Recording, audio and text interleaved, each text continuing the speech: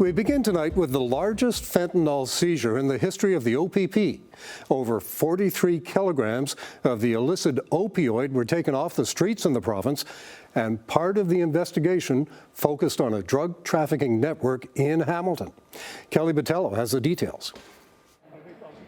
In all different shapes and colors, the Ontario Provincial Police say 2 investigations led to 435,000 potentially lethal doses of fentanyl taken off the streets. The largest single fentanyl seizure in the history of the OPP. Project Bionic was about dismantling a dark web trafficking operation that was shipping illegal drugs across the country, a first of its kind for the OPP.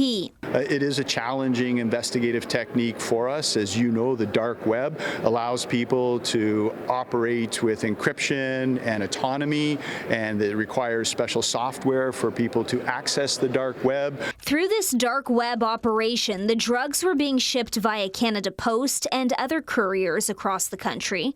Police seized 64,000 tablets of 37 different illegal drugs.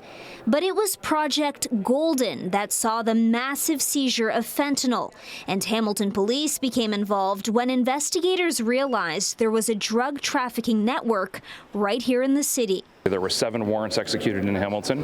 One particular address resulted in the recovery of over 10 kilograms of fentanyl, which is very, very significant. Hamilton Police Superintendent Marty Schulenberg says the warrants were executed in the city's downtown core as well as on the mountain. Sadly, Hamilton has a market for fentanyl and opioid consumption, and I do know that there is a lot of opioids being consumed in the city. The multi-jurisdictional investigation led to the seizure of 38 kilograms of fentanyl, as well as the arrest of 15 people facing a combined 140 charges. Despite the historic seizure, the OPP says fentanyl is staying in Canada, debunking U.S. President Donald Trump's allegations. The OPP say all of these drugs seized in these 2 projects were actually meant for distribution within Canada, adding that we have a big problem right here at home within our own borders. So we are not seeing fentanyl being trafficked from Canada into the United States. That is not a trend